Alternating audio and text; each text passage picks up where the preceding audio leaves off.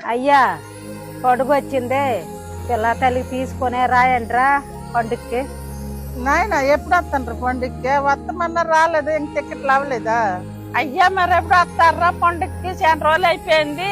అమ్మా పండుగకి రాయండి, కోళ్ళు గట్ర ఉంచాను ఇలా పాపలకు తీసుకొని రా. అయ్యా మరి బావకి చెల్లి అందరు పండుగ పిలిచేయాలి, అందరు రాయండిరా పండుగకి. అమ్మ పండగకి వస్తాను, మరి బాగా తీసుకుని బయలుదేరి రాయండి, అందరు తిరుగు తీసుకుని రాయండి. ఆయన పండుగకి వస్తారా? పండుగకి వస్తే నాటుకోడి ఉంచున్నాం రాండి.